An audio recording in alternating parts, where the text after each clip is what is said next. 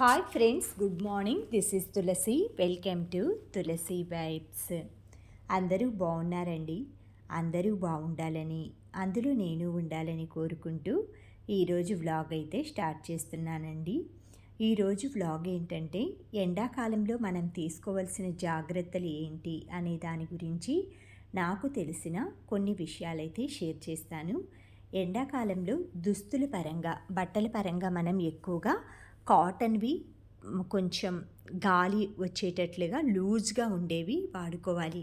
పిల్లలు కానీ పెద్దలు కానీ బ్లాక్ కలర్ వేసుకోకుండా ఉంటే చాలా వరకు మంచిదనమాట. ఎందుకంటే ఎండకి ఆ నలుపు కలర్ అనేది ఎక్కువగా ఆకర్షిస్తుందన్నమాట.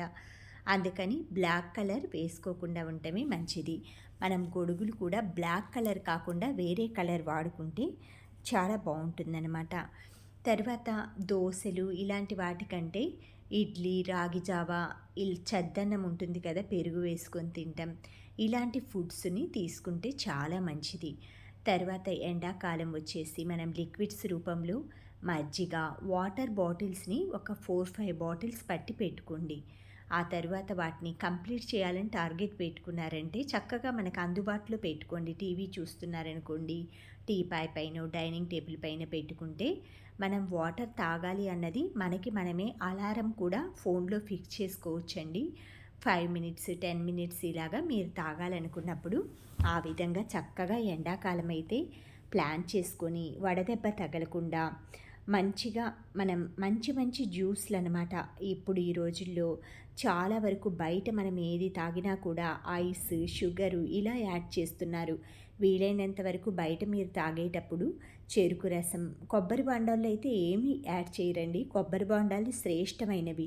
కొబ్బరి బొండాలు తీసుకోండి. తర్వాత నెక్స్ట్ షుగర్ కేన్ జ్యూస్ అంటే చెరుకు రసం. అందులో పంచదార కానీ మనం తాగేటప్పుడు ఐస్ కానీ వేయొద్దని చెప్పండి. కొంచెం నిమ్మకాయ, అల్లం ముక్క అది వేసుకుంటే సరిపోతుంది.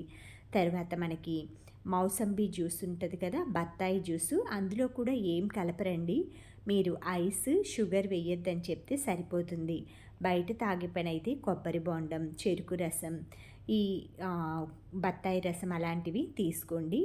మనం ఇంట్లో తయారు చేసుకోవాలన్నా కూడా ఎక్కువగా మీరు పుచ్చకాయలు కానీ, తర్బూజా పళ్ళు కానీ, తర్వాత మనం బత్తాయి జ్యూస్ కానీ, కమలాలు దొరికితే కమలాలు కానీ, ఇలా మామిడికాయ జ్యూస్లు కూడా మనం ఎండాకాలం ఎక్కువగా తీసుకుంటాం కదండి. మామిడికాయలో పెరుగు యాడ్ చేసుకొని మీరు లస్సీలాగా తీసుకోండి. అది మనం ఒంటికి చలువ చేస్తుందన్నమాట. ఎందుకంటే కొంచెం మామిడికాయ వేడి అంటారు, కానీ పండు మామిడికాయలో వేడేమి ఉండదండి. మనం తినే ముందు కొంచెం వాటర్లో నానబెట్టుకొని చల్లటి నీళ్ళల్లో కోసుకున్నామంటే చక్కగా ఉంటుందన్నమాట. తర్వాత మనం సీజనల్గా వస్తాయి కదా, తాటి ముంజలు ఇలాంటివి కూడా మీరు చక్కగా మీ హెల్త్ అంటే ఒక పార్ట్ చేసుకోండి.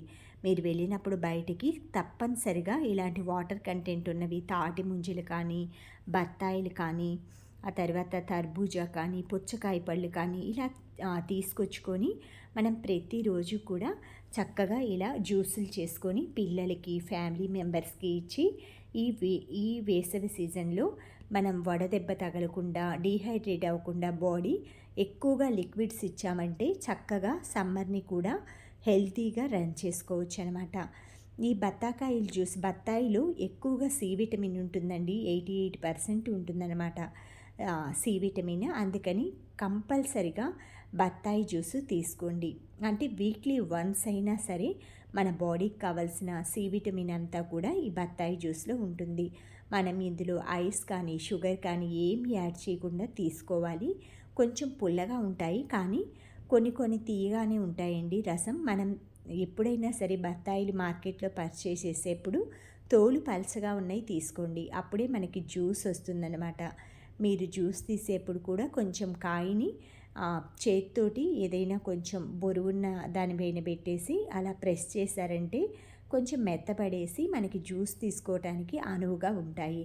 చక్కగా మనం ఇంట్లోనే ఇలా న్యాచురల్గా జ్యూస్లు అవి తీసుకొని బయటికి వెళ్ళి మనం బత్తాయి రసం తీసుకొని ఇంటికి వచ్చేలేకి కూడా అది చేదుగా అవుతుందండి. మీరు షుగర్ కేన్ జ్యూస్ కానీ, బత్తాయి జ్యూస్ కానీ టేస్ట్ మారిపోతాయి. ఏ జ్యూస్ అయినా ఎక్కువసేపు స్టాక్ ఉండకుండా ఫ్రెష్గా తాగితే మంచిది.